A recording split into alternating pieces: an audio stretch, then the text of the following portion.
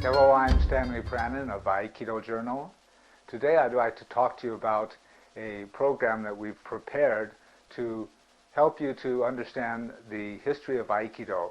We've called it Aikido History 101 just arbitrarily because this will provide you with the basic information that you need in order to understand the life of Morihei Ueshiba and how Aikido evolved as a martial art. This is probably the most authoritative book on the history of Aikido and the life of Morihei Ueshiba. This is written by his son Kishomaru. The title in English is A Life in Aikido, and it was published by the Kodansha Publishing Company. This, of course, is a translation of Kishomaru Sensei's original biography of the founder, published in 1977. And the viewpoint of this book is, of course, that of the Aikikai headquarters in Tokyo. So the emphasis is somewhat different. Various people whose connections with the headquarters dojo was severed over the years are not given much attention. And I think probably the value of the research that we've conducted through Aikido Journal will be that we can fill in many of the gaps that were left in the official version of Aikido history. So the study materials that we have for you is a series of 6 articles here on various phases of O-sensei's life. The first one here is titled Morihei and Kamabay. And what this covers is the early days of Morihei, something about his family background. And probably, since there's so little information about the early childhood of Morihei and his family, I think the biggest contribution that we've made is to establish the important role of the Inoue family in the early years of Morihei and the influence that it had on his early development. For example, his foray into Tokyo to try to establish himself as a businessman, as an entrepreneur. The Inoues were also involved in the preparations for the trip to Hokkaido very much. So what we do is give you the connection, the blood relationship between the Ueshiba and the Inoue families and its impact on Morihei's early development. The second article here actually skips a time frame, and that would be the Hokkaido era, where Morihei met Takeda Sokaku. But I haven't written a background article on that yet, so you have to give me a little bit more time to put that together. So we pick up the thread here. This article is called Morihei's Ueshiba Juku, and this, of course, refers to the time that Morihei spent in Ayabe, living among the community of the Omoto religion believers. And of course we talk about the connection between Morihei and Reverend Onisaburo Deguchi, and how Onisaburo encouraged Morihei to start teaching as a career. And the first dojo that Morihei had, the first formal dojo, what it was called the Ueshiba Juku. And this is where he gathered students, mainly believers in the Omoto religion, but it also was the beginnings of his connections with the important people in the Japanese Imperial Navy. And he would later use these connections as a springboard for his move to Tokyo, and where his career blossomed in the Kobukan Dojo, which he later opened in Tokyo.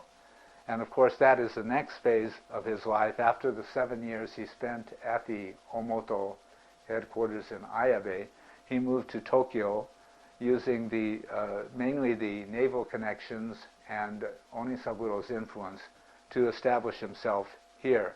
So this article covers the period from about 1926 through 1935. And what we have here is Morihei's early years in Tokyo, the various patrons that helped get him established there and who encouraged him to pursue his professional career as a martial artist. And we also talk about the establishment of the Kobukan Dojo. It was opened in 1931, and its impact on Morihei's development.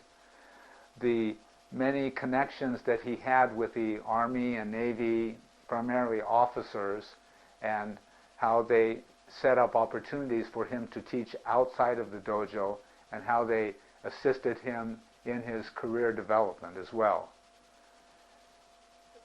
We talk about the marriage of Morihei's daughter to a famous kendoka named Nakakura Kiyoshi, who adopted the name of Ueshiba Morihiro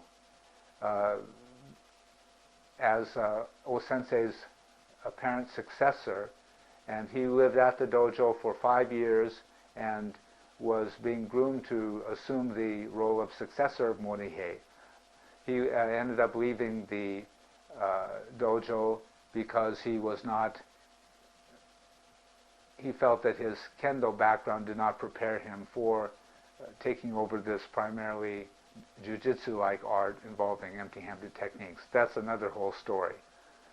Also, we talk in this article about how O-sensei established a base in Osaka, in the second largest city of Japan, which was also very important to the development of the art. And we touch upon the continuing connections with the Omoto religion, very important during this period as well. The second article, the Kobukan Dojo Era Part 2, this picks up with the so-called second Omoto Incident. This took place in 1935, where the Omoto religion was cruelly attacked by the Japanese government authorities and the police, and basically an end was put to the religion. Onisaburo and several others were arrested. Morihei was very nearly arrested because of his important role within the religion. But this is really a critical point in the development of the art of Aikido and in Morihei's personal development. It had a rather dramatic effect, as you can imagine, because it was so dangerous for him. But he was forced to kind of go underground in terms of his connection with religion at that point in time, because it was really dangerous to maintain these connections. The other subject that we cover here is we go into some detail as to the technical evolution. What was Morihei doing technically in the pre-war period? How did his art evolve? How did he gradually move away from the Daito-ryu techniques of Takeda Sokaku? We touch upon this as well. And we talk about his study of the sword and his involvement in the Kashima Shinto-ryu sword art, which would later play an important role in the development of O-sensei's weapons system, especially the Aiki-ken. Next, moving on, the fifth article in the series is entitled Iwama, Birthplace of Aikido.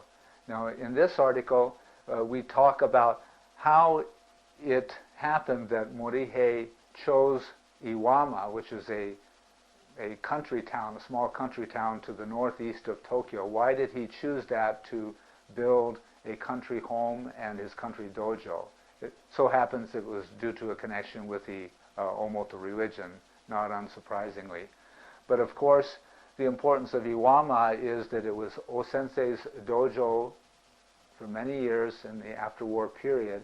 It was also considered the birthplace of Aikido, in that Morihei formalized many aspects of what we regard as modern Aikido, and also he was very intent in his development of the Aiki-ken and Aiki-jo. He was doing a great deal of research and study into the weapon arts and how they complemented the taijutsu, or empty-handed aspect of the art. So we touch upon all of that, and of course this is also the site of the Aiki Jinja, the so-called Aiki Shrine, which has a great deal of spiritual importance for the art of Aikido, as many of you know. Now, the final article in the series that we have is entitled Aikido in the Post-War Years. Now, this talks about what Morihei was doing right after the war and how he was kind of stuck in Iwama due to the restrictions placed by the GHQ, the General Headquarters of the Allied armies, which prohibited the practice of martial arts for some years. So we see that during the late 40s and early 50s, not much was happening at the Aikikai headquarters in Tokyo. And the actual figures, the important people who developed the art at that time were Morihei's son, Kishomaru, the famous Koichi Tohei. Gozo Shioda developed the Yoshinkan Aikido, which developed parallel to the Aikikai Aikido in the post-war years. We also mention what Kenji Tomiki and Minoru Mochizuki, who established other important branches of Aikido in the post-war period, what they were doing. And then we finish with focusing on an event that took place in 1956, I believe it was. It was a big demonstration held at the Takashimaya department store. And Kishomaru Ueshiba considers this as really the beginnings of the post-war development and blossoming, if you will, of Aikido.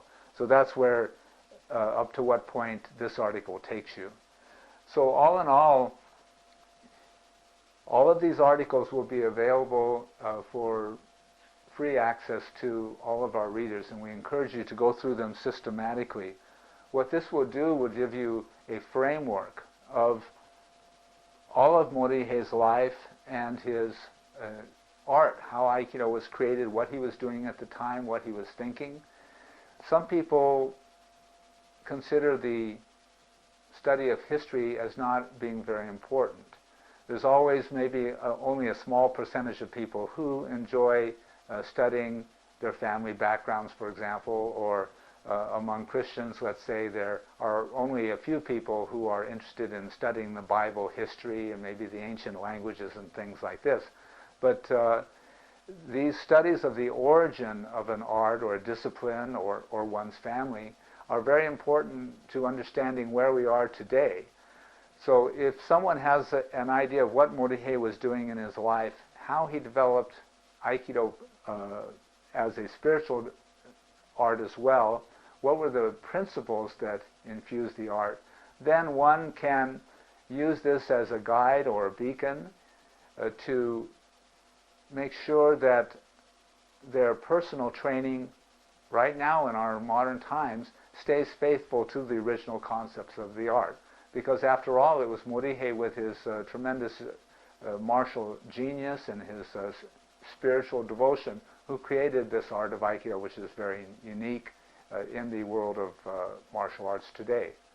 So once again, I invite you all to consult the links down below this article where this video will appear. We'll give you links to each and every one of these articles and would encourage you to read through them, take your time. There's probably 100 pages or so altogether if you go through the articles, so it will take you some time. And please feel free to add your comments there and ask any questions. So I hope you enjoy studying, and feel free to take the course of Aikido History 101. Thank you for joining me today. We'll talk to you soon.